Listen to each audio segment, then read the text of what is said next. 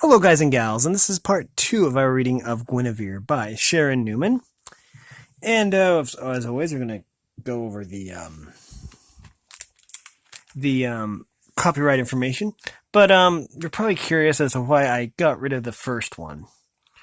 It's basically because of this. This inside the front cover. I read that in the original first video, and it turns out there's a lot of spoilers in here that I didn't really appreciate.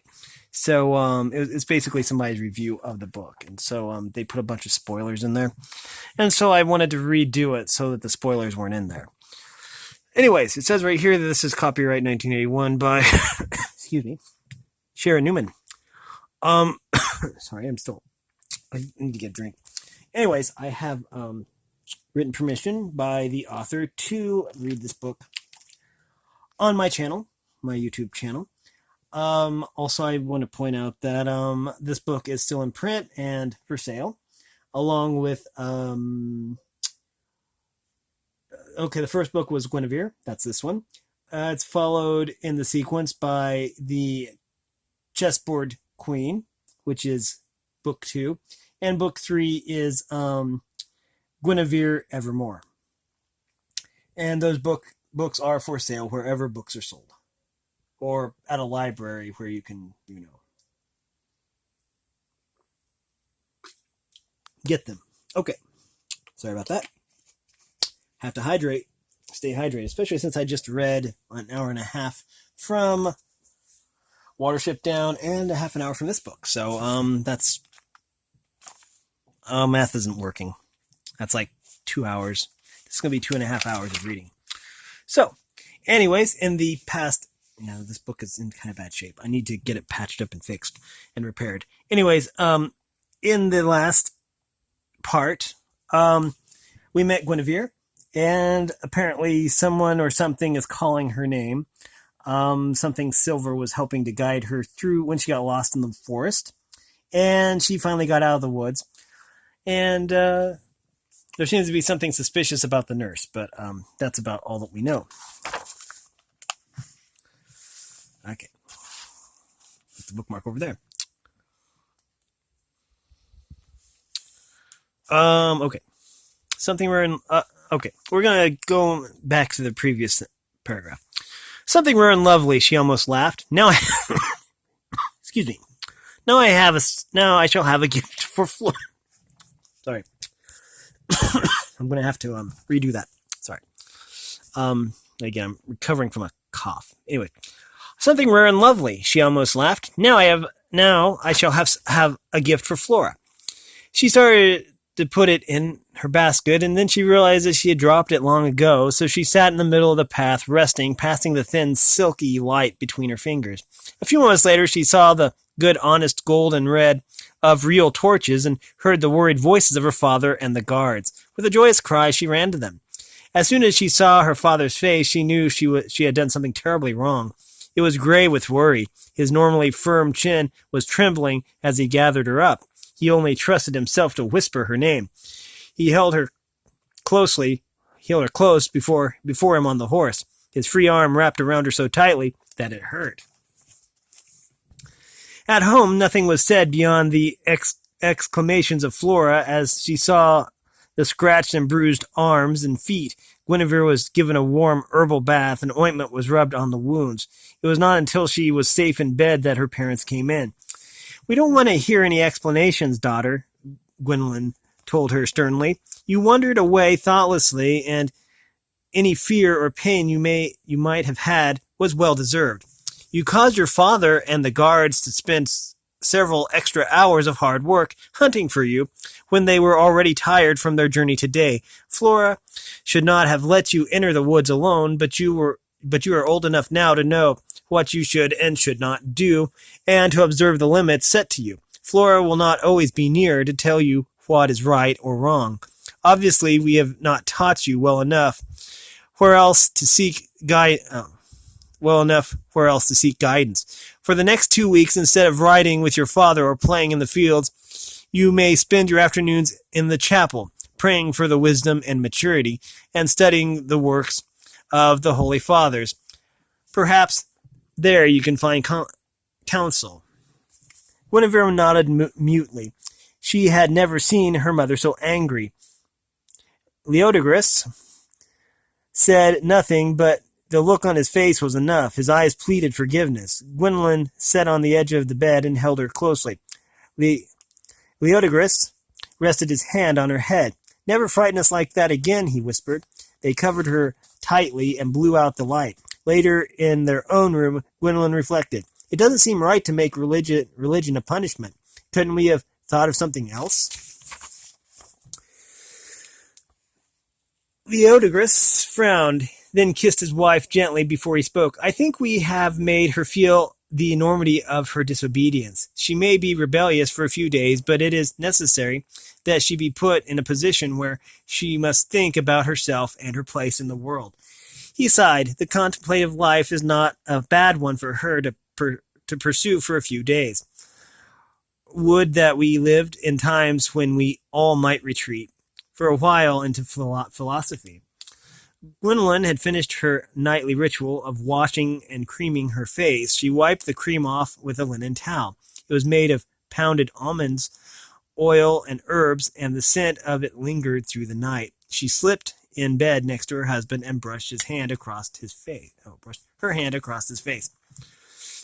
"Our life was our choice, my love. We could have run to the mountains or gone to Armorica and lived in relative tranquility. I am proud of you and of our children. Who knows, someday we, too, may have time for philosophy."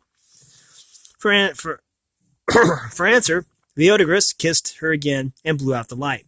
Flora was angry with Guinevere, too. She had been reproved by her employers gently but decidedly for letting the child stray from her sight. That and her own guilt made her grumble under her breath as she came in to check on Guinevere before she retired to her own room. Guinevere was still awake. She had been thinking. "Flora," she asked timidly, "may I have a cup of water?" Flora frowned and snorted, but brought the ewer and the cup. "I don't know why I do anything for you, naughty child," she muttered. "Bring all this worry and trouble to me and to your dear parents, who love you more than you deserve.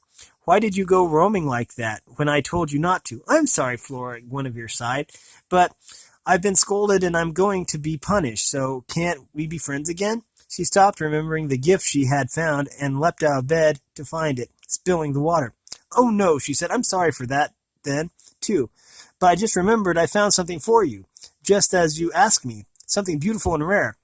She had pinned it to the folds of her dress with one of her hairpins. The dress was still lying on the bench outside her door. Carefully she unfastened it and came back holding the mysterious silver strand. At the sight of it, Flora's whole manner changed. Her back straightened, her head tilted proudly. Her carriage was all at once far different from that of an old serving woman. She stared in wonder, and then lifted her hands palms up to receive her gift. Guinevere held it out to her. "I found it for you," she repeated. "I don't know what it is, do you?" she asked because of the look on Flora's face as she laid it across the old woman's hands. Flora gazed at the strand reverently. Her expression was one of awe and perhaps fear. Guinevere stared at her puzzled. She hadn't expected such a reaction. "Do you like it? Do you want it?" she asked. "Have I done something else that was wrong?" Tears now flowed down Flora's face, but her voice remained steady. "Of all the things you could have brought me, this is the one I long for most. But if you have done the right thing, I cannot tell. Only the God—" She broke off. With a fierce gesture, she drew Guinevere to her and held her, much as Leodegrance had on the way home. Then, just as quickly, she released her. "This is a great treasure for me, my dove. Greater than you can imagine, but it is also a great burden. You did not do right or wrong, but the only thing you could have done. It is part of the design." With this strange remark, Flora set Guinevere back in bed and, taking her lamp, left the room. Guinevere lay there trying to make sense out of the events of the day, most of all Flora's part in them, but her thoughts wouldn't flow in logical patterns. As she tried to piece it together, the silver light would burst in, now brighter, now bright, now dim, until it blurred everything into mist, and she fell asleep. Chapter 2. Summer drifted in. The days were hazy, hot and dry. The spring rains had ended too soon, and the cold well within the compound was so low that water for bathing and washing had to be laboriously carted up the hill from the stream running out of the forest. The hot springs, hidden deep within the tor, were of such a high mineral content that they ruined clothes washed in them and made hair stiff and malodorous. The baths they were used for were only for health, not cleanliness. Servants were encouraged to reverse the process and take themselves down to the stream to wash, which they did with body good humor. The gardeners loved sprinkling Gwynlin's flowers to keep some color in the house. The rest of the grounds of the tor were brown and barren. There was no grass, only pale, sharp stalks that cut even through sandals if one stepped on them the wrong way. These days seemed designed for inactivity, but the inhabitants of the compound went about as if there were always too much to do. Hurry, hurry, we must be ready. The swishing robes and slapping sandals quickened the pace. Faster, faster. The time is almost gone. The farmers and field workers were out from earliest light until the last rays flooded the land with a blood-red glow, weeding, hoeing, carrying buckets and buckets of water to feed their peas and beans, oats and barley.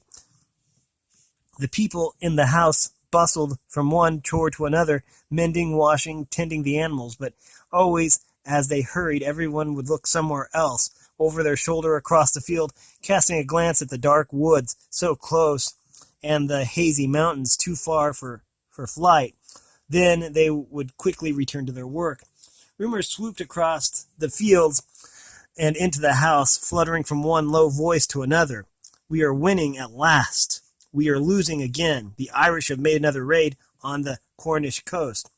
Duke Cador has repulsed the invaders in the north, but the Saxons are still coming, pushing in from the ocean like a great tide. They have taken York. They are moving even north and west, closer and closer. There was a battle at Caeldon. Victory or defeat, who knows? There are tales that we lost 1,000 men, and Arthur surrounded the Saxons and starved them into surrender. Who knows? And what of Arthur, this strange boy king? Who is he? What is he doing? Are the stories about him true? Who knows? What have you heard? What will happen to us? Are we safe? Should we flee? Who knows? Into this tense world, one day ambled a calm young man on an old tired horse. It had once been the mount of a soldier and still showed signs of its breeding, but its day had been past for many years, and the plodding walk at which it carried its master was the best it could now manage. Guinevere was not affected by the nervousness with which everyone else conducted their lives, but she found that with all the bustle she was often in the way, so she had taken to sitting up with the guard in his watchtower by the gate. There was a good view of the road from there, and one felt closer to the trees and sky, therefore she was the first to see the visitor. She let out a whoop of delight and brought even Gwynlyn running from the house. "What is it, child?" she gasped. "Your brothers." "Oh, it's only St. Geraldius. Well, he's a dear lad. It will be good to have him with us again." But she sighed as she went to tell Flora to have a room made up for their guest. Her sons had been away nearly a year.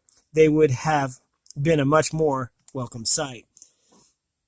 "Come in, my boy." Leodorance had heard the commotion and came to greet him. "Tell us the news. Where have you traveled lately? Is it true that the Saxons were beaten at Caeldon?" "You should know. Come in, quick. Water for our guest." "Husband," Gwynlyn reproved as she joined them, we should ask the good saint for his blessing on us and our home before we ply him with questions.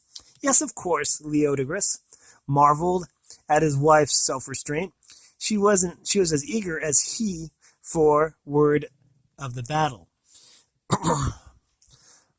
Gwendolyn offered a cup of water to the man, who drained it at once. He wiped his mouth sheepishly and then raised his hand in some embarrassment to bless the household. You will want to refresh yourself from your journey before we talk, Gwendolyn smiled, as she took the cup back. Kate, see to the good saint's horse. Anna, tell Phileas to bring a bath and clean robes to St. Geraldus in his room. We have had to close the bathhouse during the drought, she explained. Now come right with me and I'll show you where you will stay. She bundled him off so efficiently to wash and dress that Geraldus had no chance to say more than thank you and certainly. Leodegrance grinned. He was very glad he had married a woman who could think faster than he. He noticed the disappointed faces of the servants and fosterlings. They were all eager for the latest news, too. Better to speak with Geraldus privately in case he had something disheartening to say. Then the whole household could hear a carefully worded version of it after dinner. Everyone brightened up considerably at Geraldus's arrival, though most of them were only nominally Christian, which was a prerequisite for their freedom. They all felt sure that no harm could come to a house where angels lived. It was common knowledge that angels accompanied St. Geraldus wherever he went, serenading him with heavenly music and that only he could hear. Also, he was a cheerful, friendly sort who ate and drank with everyone else and bathed as often as any Roman. He was also not above singing a few very secular songs after meals, entertaining the hall with tales of battle, magic, and thwarted love. He was certainly different from the usual monkish beggar who came to the gate. They had little use for these peripatetic holy men who believed that by making their bodies as loathsome as possible, they would be closer to God. Flora refused to attend them when they came. Closer to God, she sniffed. I wouldn't sacrifice a lame cow to a god who'd own that sort. It would have to be a god without a nose. Guinevere followed her mother as she went through the house, overseeing preparations for the evening meal. Gwendolyn murmured to herself as she planned and organized. Lark pie would be nice, but not filling enough. It will have to be chicken. It would have to be chicken, too. Better tell Rihanna to tell the cook to have someone kill a chicken. At least there is enough for a nice green salad. Thank goodness these gardeners have watered. These gardeners have watered. Bless their dear bent backs. I must remember to reward them. Now wine. She noticed Guinevere humming along with her at her elbow. Guinevere, dear, go tell your father we need more wine. Yes, mother. Guinevere ran off happily. She liked the bustle that came with company. She found Leodegrance in the stables, inspecting a late-born foal. Father, she panted, mother says we need wine for dinner. May I go with you to get it? Yes, he answered. I'll just wash my hands. Did you bring a pitcher? She nodded. He gave some last instructions to Kate about caring for the spindly new animal and followed Guinevere down the side of the tor. About halfway down the incline was a well-concealed cave. Whether it was natural or man-made, no one knew. Some thought it was the tomb of one of the giants who had roamed the earth years ago, as the Bible stated. Others suggested that it might be a passageway from one world to the next, as the old religion preached. Most of the peasants whose ancestors had lived there since time began simply said it was a dungeon, it was a dangerous place, and refused to go near it. Leodegrance only shrugged at the speculation, with the good nature of a man who had a hard time to worry only about the immediacies of life, and is not bothered by what comes after. It's big, dark, and always cool, he decided. A fine place to store wine and winter roots. He never sent any of the servants down there, though, even those who professed not to be afraid. Whenever a new supply of wine was needed, he would fetch it himself, even if it meant leaving his guests. But not only supplies were kept in the cave. Guinevere and her brothers had long ago dared each other to explore the mysterious cavern. The boys had gone first, one at a time, without even a candle to show their courage. Then they had generously taken their little sister in to see it, too. Leodegrance and Gwendolyn had been furious when they first discovered this, for Guinevere had had strange and horrible dreams for weeks after her visit, which had to be explained. She soon got over her fear, though, and demanded to be taken in to see it again. There was something compelling about the enormous table, round like the moon, deep in a dark cavern, where no company would ever sit. Leodegrance had wisely ruled that the children could only enter when he was with them. Only then might they stare at the table, hidden in the gloom behind the torchlight. Guinevere, at least, kept the bargain. While Leodegrance opened a new jar and poured the wine into the flagon, Guinevere edged over to the table and ran her hand over the wood, watched her fingers move in the flickering light. For the first time, she noticed grooves in the top, lines that might almost be letters. Slowly she spelled out what she felt. Siegeper. Stop. Her hand was jerked roughly away. That's not for you to touch. Guinevere stared at him in horror, rubbing her wrist. She was too startled to cry.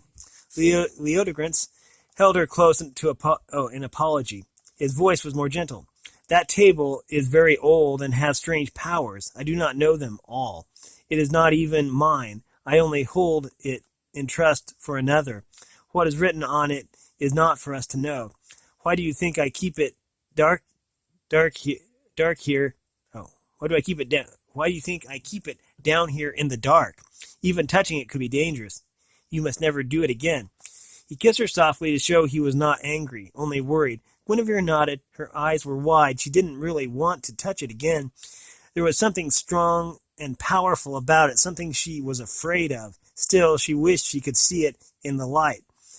Not for the first time, she wondered how her father had come by this thing and whom he kept it for, but she knew he would never tell. He laid his arm on her shoulder as they climbed back up the tor. She threw hers around his waist and smiled back at him. The beating sun drove out the chill of the darkness. Preparations for dinner were well under way when they returned.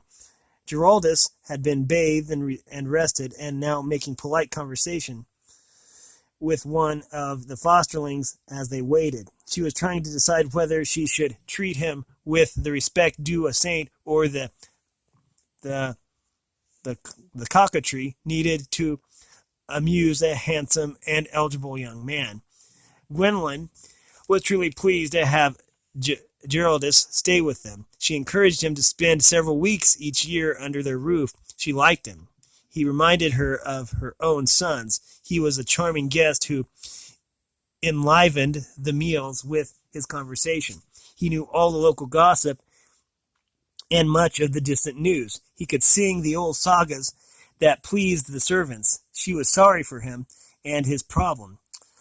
If he occasionally acted a bit odd, speaking to the air or swatting an unseen fly, well, that was to be expected from a man who heard voices. Gwendolyn wasn't entirely sure that Giraldus was in truth a saint, but she knew he was a good and kindly man, and his manners were impeccable, which, after all, was something even harder to find in a guest these days than claims to sainthood.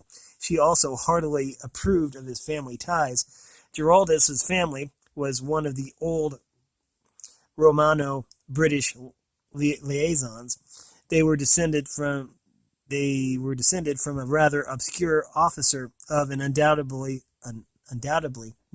noble Roman family who had fallen in love with a Welsh princess and decided to settle. Her father was unable to give her much but a line of 100 fighting ancestors. So they had settled on a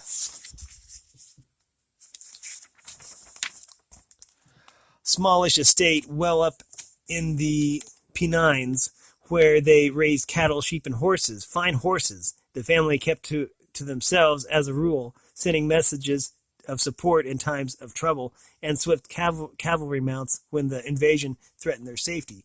During some of the darkest days, Gwendolyn felt first alone and later with her children, had found a friendly refuge with them that she did not forget. Oh, and she did not forget. Giraldus had been born in this tranquil, airy world. He belonged there, a gentle child, full of light and music. He showed little interest in Roman history or literature, slightly more in philosophy. He mastered reading only enough to study some fragments of Pythagoras on an old papyrus manuscript which was fast crumbling in the damp climate. He spent most of his time in the hills watching the clouds and the sheep and playing his pipe. He always had an air about him, as if he heard and saw more than others did. His parents feared he might be simple, but no one doubted his word when, at the age of 17, he announced that he had begun hearing voices. When asked what the voices told him, he simply replied cautiously, "They seem to be singing." At that, the faces of his dear friends and relatives had lit up with a holy awe, and they had backed away from him, reverently but swiftly. "Angels," they whispered. It is only natural that one who lives so close to God would one day hear the heavenly choir. When they racked their brains to remember any slight or offense they might have given this chosen one, to be on the safe side, they brought him gifts, most of which were useless to him. That didn't matter. It didn't pay to be in disfavor with the Almighty, especially in these uncertain times. After this announcement, Giraldus tried to resume his normal life. He continued to spend most of his time in the mountains, tending his sheep and playing his music. He was already a brilliant piper and did well on the small Celtic harp. He would have done justice to a Greek lyre if he could have found one intact. At first, the voices didn't bother him too much. If angels wanted to serenade him, he wouldn't object. The choir generally hummed, and the same 4 or 5 tunes, all variations of one octave. It was boring but easy to ignore. Giraldus did wonder about the quality of heavenly taste, but being modest, decided that it was probably a lack in himself that failed to appreciate their sound. After a while, he noticed that when he played his pipes, the voices would make a clumsy attempt to follow him. He liked them for that. It seemed very thoughtful of them to take an interest in his music too. Also, an appreciative audience was something that he always lacked. Sheep are not strong on lyric and melody. We're going to find out more about Giraldus when we pick this up again. We've been reading from Guinevere by Sharan Newman. If you like this book, it is for sale still, along with the second book, the Chessboard Queen, and the final book, Guinevere Evermore.